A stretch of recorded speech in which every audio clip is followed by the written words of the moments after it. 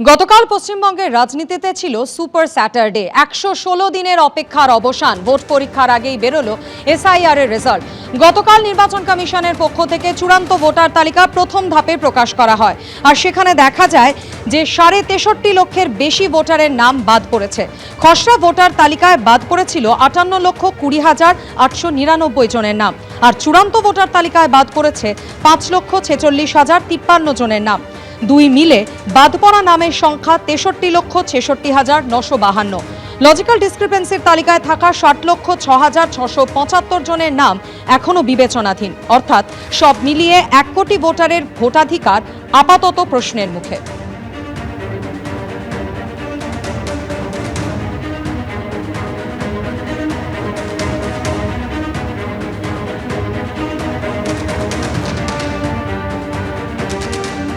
নির্বাচন কমিশনের দেওয়া তথ্য অনুযায়ী ২০২৫ সালের ২৭ অক্টোবর অর্থাৎ এসআইআর শুরুর আগে পশ্চিমবঙ্গে ভোটার সংখ্যা ছিল ৭,৬৬,৩৬,৫২৯। ১৬ই ডিসেম্বর প্রকাশিত খসড়া তালিকায় নাম ছিল ৭,৮,১৬,৬৩০ জনের, আর শনিবার প্রথম ধাপে প্রকাশিত চূড়ান্ত ভোটার তালিকায় নাম রয়েছে ৭,৪,৫৯,২৮৪ জনের। কমিশন যে তালিকা প্রকাশ করেছে সেই অনুযায়ী ফর্ম 6 এবং ফর্ম 6A পূরণ করে নতুন নাম উঠেছে ১,৮২,০৩৬ জনের। ফর্ম 8 পূর্ণ করায় আরও ৬,৬৭১ জনের নাম ভোটার তালিকায় যুক্ত হয়েছে। অন্যদিকে ফর্ম 7 এর মাধ্যমে নাম বাদ গেছে ৫,৪৬,০৫৩ জনের।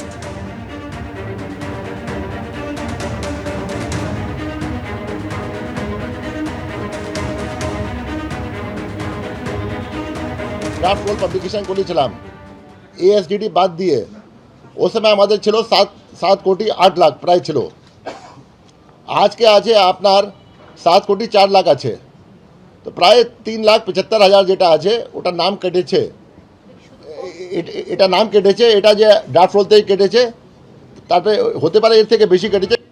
আর গতকাল প্রকাশিত এই চূড়ান্ত তালিকায় যাদের নামের পাশে ডিলিটেড লেখা থাকলো তারা এবার কি করতে পারেন, কি জানিয়েছেন মুখ্য নির্বাচনী আধিকারিক, শোনাবো। যারা ডিলিট অলরেডি হয়ে গেছে 5 লাখ থেকে বেশি, ওরা আপিল করতে পারবে। They can do a appeal to the DO, they can do appeal to the CO. ঠিক আছে, এডুকেশন ছাড়া যে এডুকেশন যেটা আছে ওটা জুডিশিয়াল প্রসেস আছে। ভোট পরীক্ষার আগে এসআইআর এর রেজাল্ট বেরোলো গতকাল। ১১৬ দিনের অপেক্ষার অবসান হলো। নির্বাচন কমিশনের পরিসংখ্যান অনুযায়ী শনিবার প্রথম ধাপে যে চূড়ান্ত ভোটার তালিকা বেরিয়েছে তাতে ৬৩ লক্ষের বেশি নাম বাদ পড়েছে। খসড়া ভোটার তালিকায় বাদ পড়েছিল ৫৮,২০,৮৯৯ জনের নাম, আর চূড়ান্ত ভোটার তালিকায় বাদ পড়েছে ৫,৪৬,০৫৩ জনের নাম। দুইয়ে মিলে বাদ পড়া নামের সংখ্যা ৬৩,৬৬,৯৫২। লজিক্যাল ডিসক্রিপেন্সির তালিকায় থাকা ৬০,০৬,৬৭৫ জনের নাম এখনো বিবেচনাধীন। অর্থাৎ সব মিলিয়ে ১ কোটি ভোটারের ভোটাধিকার আপাতত প্রশ্নের মুখে।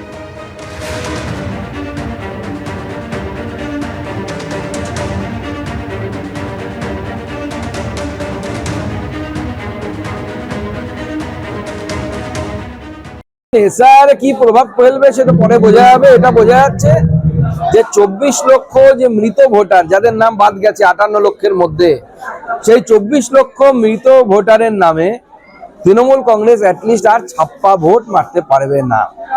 আমাদের কাছে যা খবর, এই ২৪ লক্ষের মধ্যে 60% ভোট তৃণমূল কংগ্রেস প্রতি নির্বাচনে ছাপ্পা দিত, সেই ছাপ্পাটা দিতে পারবে না। এবার জনগণ তৃণমূল কংগ্রেসকে ধাপ্পা দেবে। মিথ্যাচার করছেন সুকান্ত মজুমদার, তিনি নিজেও জানেন। আমি আবার বলছি, কোনো ভোটে ভোটদাতারা ১০০% ভোট পড়ে না। এই যে পোলিং হয়নি, কেন হয়নি? তার মধ্যে অনেকে মারা গেছেন, তার মধ্যে অনেকে অন্য জায়গায় চলে গেছেন। এর হচ্ছে শুধু নাগরিকত্ব নিয়ে টানাটানি, লোককে টাকা না দেওয়া, এই একটা পৈশাচিক আনন্দে নাচছে যে লোকের নাম বাদ যাচ্ছে বলে। রেজাল্টটা বেরোনোর পর না মুখ লুকোবার জায়গা পাবে না। আর এবার আপনাদের সামনে রাখবো রাজ্যের বেশ কয়েকটি হাই ভোল্টেজ বিধানসভা কেন্দ্র। শুরুতেই মুখ্যমন্ত্রী মমতা বন্দ্যোপাধ্যায়ের বিধানসভা কেন্দ্র ভবানীপুর, যেখানে গতকাল চূড়ান্ত তালিকায় দেখা যাচ্ছে 2342 জনের নাম বাদ গিয়েছে। এর আগে খসড়া তালিকায় ভবানীপুর কেন্দ্রে নাম বাদ পড়েছিল 44,787 জনের, অর্থাৎ ভবানীপুর কেন্দ্রে বাদ পড়েছে মোট 47,129 জনের নাম। ভবানীপুর কেন্দ্রে বিবেচনাধীন ভোটারের সংখ্যা 14,154। 2021-এর বিধানসভা ভোটে মুখ্যমন্ত্রীর জয়ের ব্যবধান ছিল 58,835।